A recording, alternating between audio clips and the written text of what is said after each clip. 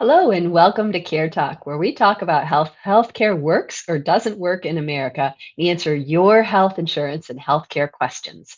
Please text or call in your questions at 202-838-6837 so we can answer them in future episodes. And be sure to subscribe to my channel or podcast wherever you get your podcasts. Today, our guest is Dr. Meena Bewtra from Doctors for America to talk about what's been going on with healthcare medical research in the past few days and how that could affect you. So, welcome, Dr. Meena. Thank you so much. And it's been a couple of days, actually. Probably I've lost track, and there's been so much going on.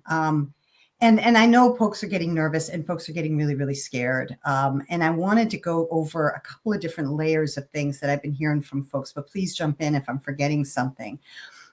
I wanted to start with a quote that I've always held dear, which is that public health, when it's working well, is invisible. And that makes it really difficult to convince people that it's important or that it's worth investing or funding. But the attacks right now go beyond public health because they're actually attacking healthcare, science, research, and that actually affects our global security. And it's going to cost jobs and it's going to cost lives because these are all interconnected. So I wanted to take a moment, even though I know it's not at home, to just talk very quickly about USAID and the global health, because there is so much mis and disinformation right now. And the amount of disinformation and vitriol is really toxic. And there was a great op-ed in the New York Times by Samantha Power, who was the administrator of USAID under the Biden administration, detailing the ways that defunding USAID is really, really bad for us. But let's start with a couple of facts because of all this disinformation. USAID is a bipartisan agency. It is less than 1% of the federal budget, but this puts billions of dollars into American businesses, small businesses, and farms. It provides thousands of American jobs. So farmers make tens of thousands of food that feeds millions of people who are on the brink of starvation around the world. USAID buys medications from U.S. industries to help keep millions of people alive. They buy nutrient-rich food, for example, made in Rhode Island or Georgia, that feeds starving children. Or they have training programs in Central America, for example, so that people can get jobs and not migrate. Nearly 2/3 of the economy, of the money spent by USAID, goes into health programs, combating malaria, tuberculosis, HIV, and other infectious disease outbreaks, which hopefully after the COVID pandemic, we know is really important to our health. And all of this providing humanitarian assistance not only protects our security and our health, but it buys us capital so that it helps our national security. So what does this mean for us? Stopping USAID means no longer monitoring bird flu in 49 countries, stopping work that prevents gang violence that causes migration, not collaborating with countries like Syria so that we can decrease radicalization towards the US.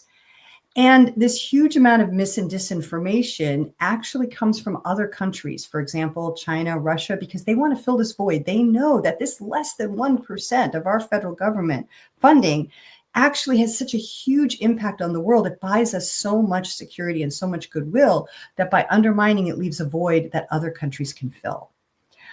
It is easy, though, to ignore this because we're also simultaneously fighting issues on our own front. So in the last, I think, 10 days, somebody jump in here, there were funding freezes.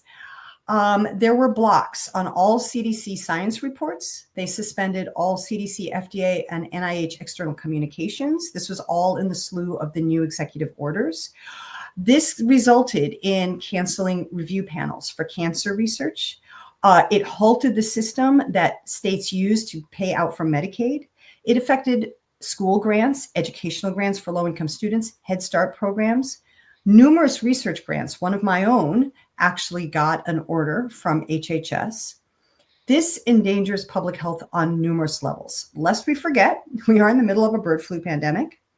There's been no communication, though, from the CDC, nor any reporting from their Morbidity Mortality Weekly Report on the state of that, or on the state of the flu outbreaks that are coming, on the measles outbreaks that have been occurring.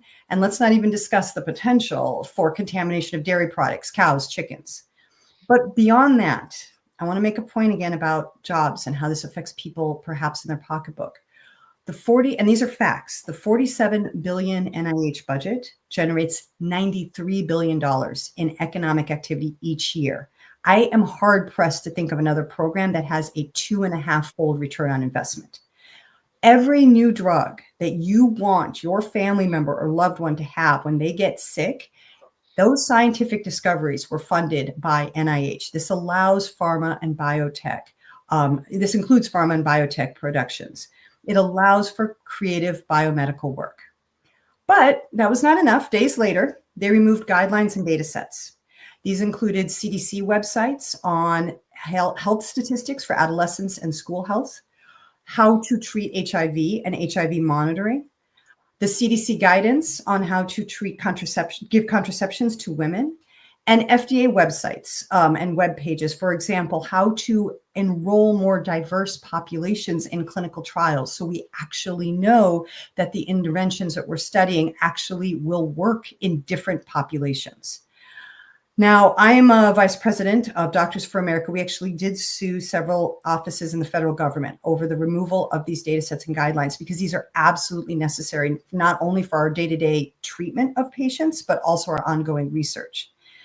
And then finally this weekend, just when I thought maybe I'd get a break, there was an announcement about indirects and cutting indirects for NIH grants. And I really need folks to understand what indirects mean and do. So these are the administrative costs of doing research, maintaining the buildings, maintaining the lab spaces, keeping the heating, the cooling, the electricity. More importantly, it covers personnel. The facilities managers, the accountants, the program managers who track the grants, the secretaries in HR, the administrative managers who buy supplies. I have multiple grants. These administrative managers have to justify with every purchase, even a $10 one, that the expense is worth the progress, the productivity, and it is the most cost-effective one to purchase. This is to ensure that taxpayer dollars are spent appropriately. I want to point out, your health insurance plan does not require this level of scrutiny for using your money. So what happens when indirects get cut by 2/3? Well, the first thing, the most important thing, people get laid off. For example, University of Alabama, largest employer in Alabama, that they're actually facing a huge cut because of this. If cuts are made, they fire people, a lot of people. This affects businesses, this affects families. It's a huge ripple effect. So I want to tie all this back together. I said at the top, these go beyond public health. They're attacking your healthcare, your science, your research, our security. They're going to cost jobs and they cost lives. If there's an infectious outbreak, we don't have the infrastructure to handle it. We don't have the communication to alert and get help. People get sick and people die. You cut funding, people lose jobs, people lose, and that funding that goes to that help around the world costs people lives. You stop research and science. You have cancer, have a terrible accident, need technology, you may be unable to get it because those scientists have stopped working on it. And you can't get it here in this country anymore. Even if every single one of these were to reverse tomorrow, there's a lot of damage that's been done globally and here at home in terms of science and healthcare. So I really cannot stress enough that this is so worthwhile calling your members of Congress and letting them know that this is unacceptable. This is not safe for you now. It is not safe for your state. It's not safe for your loved ones. I wish I had better news. That's a lot. So this attack on science and medical research, not only are local universities and small businesses, entire communities are going to suffer, but we're looking at, we'll never know the research that isn't done. We'll never know the lives that could have been saved, the drugs that could have been invented, the illnesses that could have been cured. But right now, the funding has been paused, stopped, cut.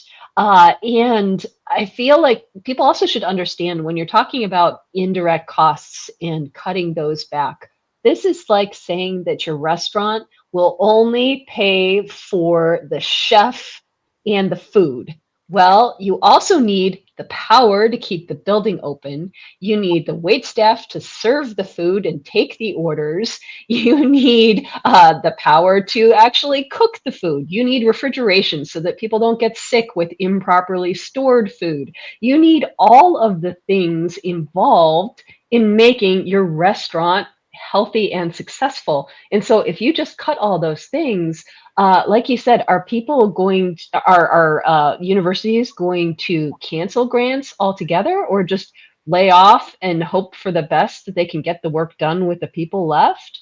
It's going to, first of all, that is such a great description of it. And I think that you can, it helps people conceptualize what's going on here. And I want to be clear, I'm not saying that things couldn't be a little bit more efficient. They certainly could in all aspects of life, but cutting something by 2/3, something that's so vital, and especially because right now, we do have to justify every single expense. There's very little margin. So when you have such big cuts, unfortunately, it is going to be the smaller universities. It's going to be the universities where there isn't a lot of additional, like state universities, additional funds that are coming in, that are going to get hit the hardest first. And the easiest place for them to make up some of these costs is firing people. So people will lose jobs. That's going to be the first place. The second place is that they will not take grants. Grants mechanisms already with these executive orders have been frozen. Some grant announcements have been pulled. Some folks are actually reconsidering whether they even want to apply for a grant because of the uncertainty. And so you're absolutely correct. We will never know what we lose. We won't know what that scientists would have done in the future, or what that grant would have shown that would have changed things or sparked things or caused a new discovery. And a perfect example is our vaccines. That technology had happened decades earlier, but that technology just being there enabled folks to move very, very quickly during a deadly pandemic. So you never know what could have been and what just people and brains we've lost. But we also we're also going to be seeing, with personnel leaving, an inability to even enact these grants. I mean, I need these folks to help me do these grants. I can't be just the chef at the restaurant and doing the cleaning and serving the tables and maintaining the electricity and making sure that if something breaks, I fix it. That's not possible. And so if you don't have that infrastructure in place, it is impossible, even if you have a grant, to carry through with that work. So it is a really dangerous time right now. It's a dangerous time for current research. It's certainly a very disheartening time looking forward into research. And again, many of these folks are also doing the educating. I teach a ton in addition to my grants, and I'm getting calls from students. I've been fielding them now for the last couple of days saying, should I even go into this career, let alone apply for a grant?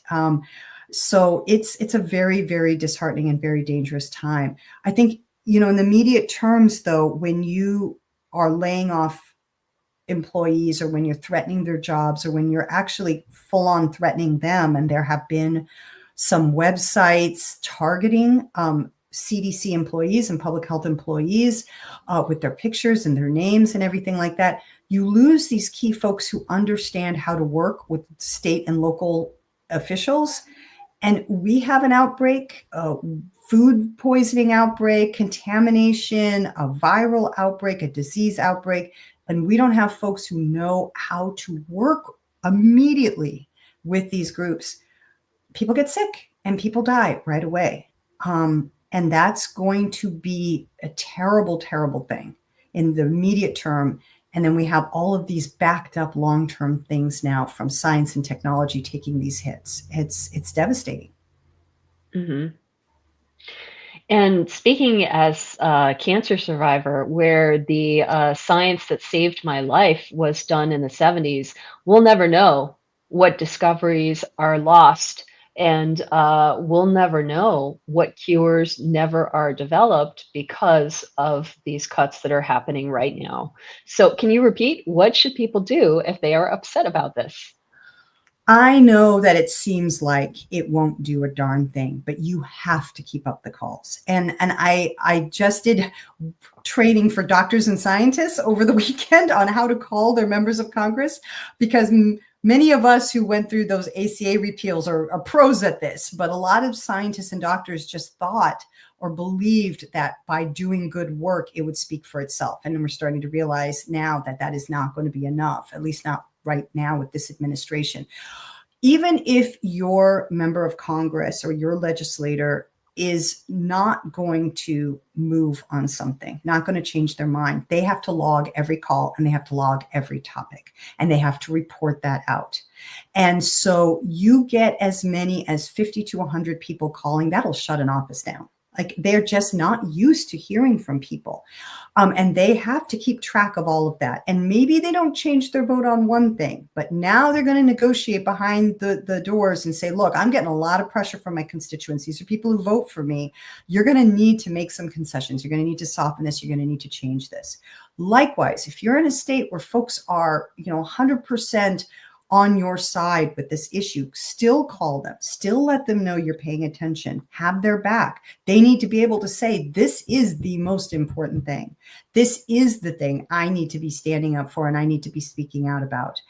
It matters. And then obviously, elections seem far away, but there's some important elections that are happening in a number of states in the next couple of months, even in the next year. And look for this as a voting issue. Look, health and healthcare, they do not care what your political affiliation. I take care of people from all types of different backgrounds. The one thing they have in common is they're scared, they're sick, they want the best thing for themselves or their family member. I want to be able to provide that. I can't right now. I simply cannot right now. Well, thank you so much for joining us, Dr. Meena, even though the news is not good. I appreciate the breaking through the mis and disinformation. I appreciate everyone, appreciate what you're doing here, and I appreciate everyone who's listening. And if you are a healthcare provider, a doctor, a medical student, a trainee, join Doctors for America, because we are a group that is working really, really hard on this. And it is a place where you can learn to be an advocate, even if you didn't know you needed to be one until now, which you should have been. Well, thank you so much. And now I'm going to talk with Diane Archer from JustCare and Social Security Works about Medicare Advantage and what this administration might be doing. So, Diane, what changes do you expect in Medicare Advantage, the program, over the next 4 years? So, really important question, Laura, and I wish I had a good answer. It is so hard to know what's going to happen. And that's because of a lot of things that are going on now that Dr. Meena talked about and others in terms of major administrative changes. And also, we know a lot depends on personnel, and we just had a show on Dr. Oz. And what if he will be in charge of Medicare and Medicaid, he will have a lot of influence on what those programs look like. So right now, they're trying to cut funding to Medicaid in particular, but also if they are looking at cutting in Medicare, what's all that going to look like? That's really what's interesting, because a lot of the cuts now are scary and dangerous, as Dr. Meena has said. But in Medicare, there is an opportunity to save a ton of money by eliminating waste, fraud, and abuse. And there's so much waste, fraud, and abuse that has been documented in Medicare Advantage, starting with about $83 billion a year in insurer overpayments that could be eliminated and would, put a lot of money back in the government. The first Trump administration focused on cutting Medicare Advantage spending to eliminate waste. We just don't know if this new administration will target the waste in Medicare Advantage or not. And we know that Dr. Oz supports Medicare Advantage, so it's unclear how critical he will be. So what's the harm if we're overpaying Medicare Advantage? How does that affect us?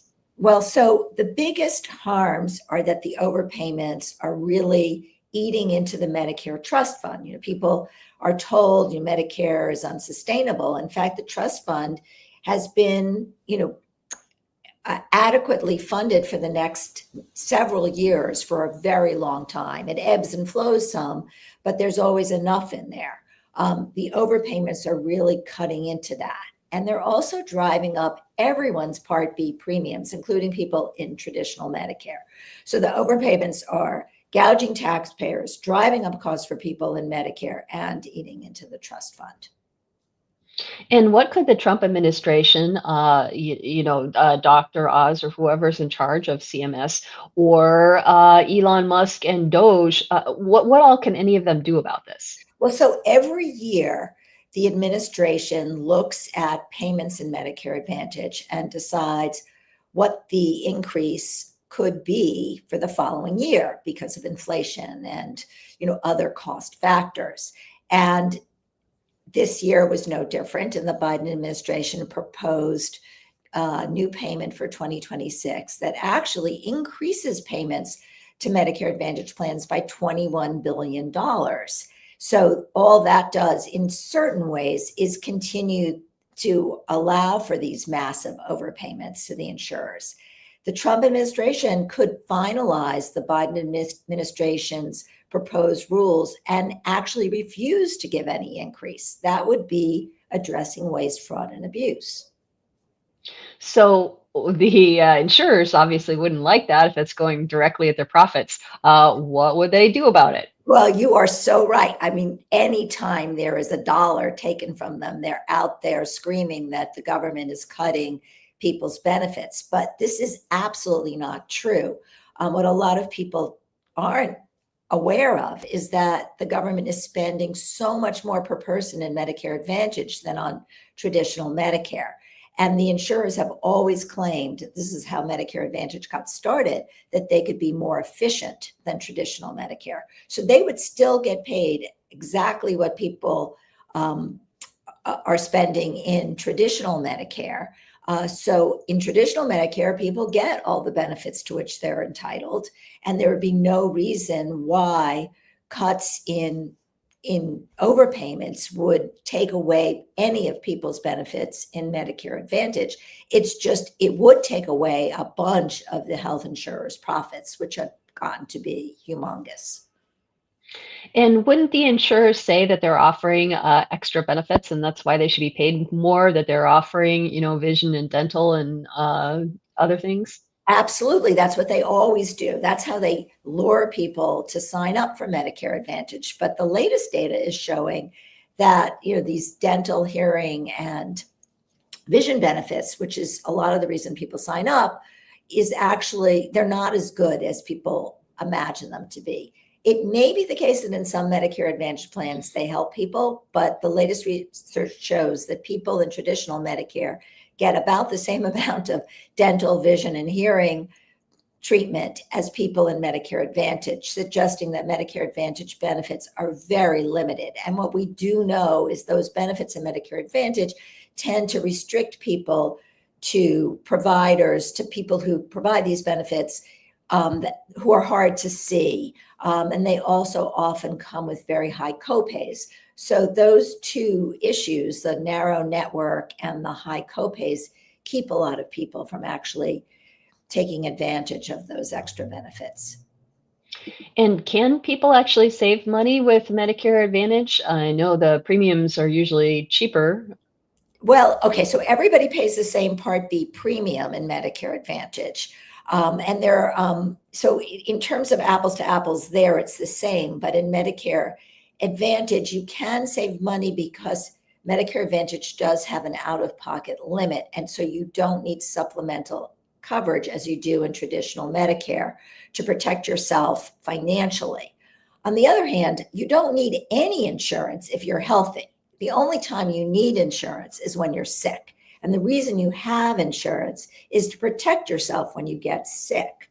And so The question then becomes, well, is Medicare Advantage going to help you when you're sick? And the answer is, well, maybe. But the problem is that in many instances, there is widespread delays and denials of care inappropriately by the Medicare Advantage insurers, particularly when people really need care, when they have heart attacks, when they have cancer, when they're amputees and they need rehab services.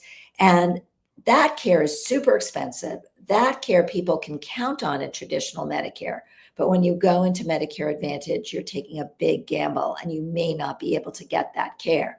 And that's why we see disproportionate numbers of people who are super sick in traditional Medicare and many more healthy people in Medicare Advantage. But it can be very hard to switch out of Medicare Advantage into traditional Medicare once you're sick. And speaking of switching, open enrollment for Medicare Advantage is going on right now. So tell us, what does that mean? Well, what that means is that you have a chance to look again at your Medicare Advantage plan and compare it to what you might get in traditional Medicare or a different Medicare Advantage plan. In traditional Medicare, you should know that you can get your care and it will be covered from almost any doctor or hospital anywhere in the country without delays, without denials, in almost all cases. In Medicare Advantage, that's just not the case. So if you could switch to traditional Medicare, if you want that protection, if you do feel some concern that tomorrow is another day and you may develop some serious illness or fall and take a big fall and break a hip, and you want to be protected, then consider going into traditional Medicare. You will need to know that you can buy supplemental coverage to protect you from costs that you're obligated to pay. And you will need to also buy supplemental Part D drug coverage. But those costs compared to what your cost could be in Medicare Advantage if you do become sick are actually smaller. So it's just a question of how much of a gamble you want to take. But the government does allow you to switch out from now through the end of March of this year. Thank you, Diane. Our next question is from Decoding Fox News. They say that I'm having major problems with my health insurance company, Oscar. The story is too complicated to explain, but they changed their plan from 2024 to 2025. I got the first shot of a vaccine at CVS in late 2024. I was supposed to get the second shot this week, but now Oscar won't pay for it at a CVS. My insurer referred me to Amazon Medical, which requires a yearly fee of $199 for a vaccine that's supposed to be covered by any plan on the Affordable Care Act exchange. So, Louise, can you tell us what's going on and maybe what can they do about it?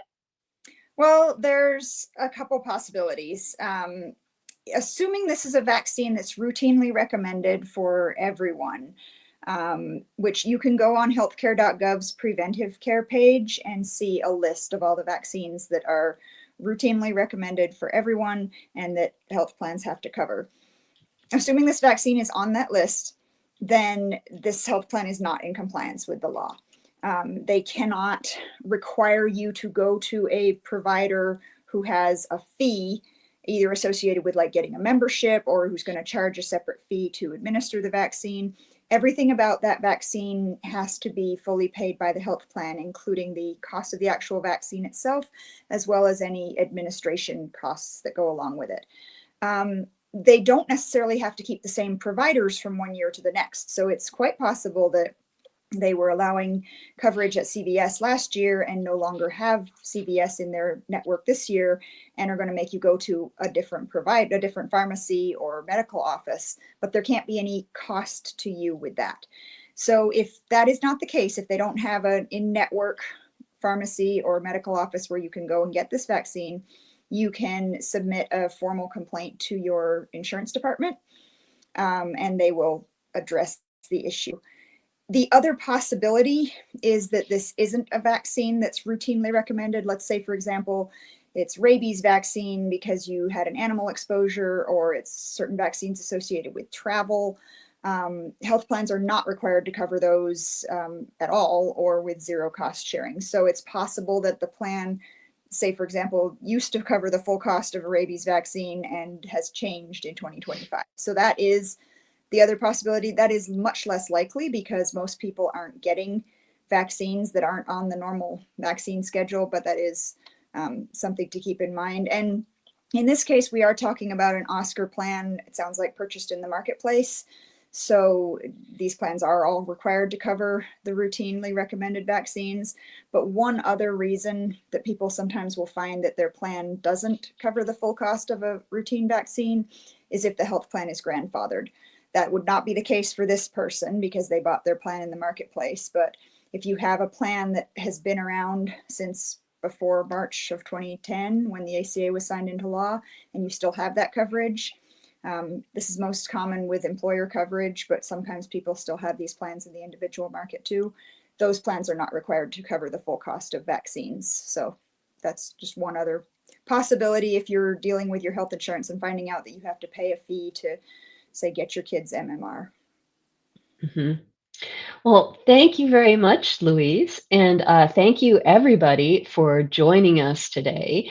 Please text or call in your health insurance and healthcare questions to 202-838-6837 so that we can get you answers in future weeks. And be sure to join us next week for more. And also subscribe to my channel or podcast wherever you get your podcasts. This is Care Talk.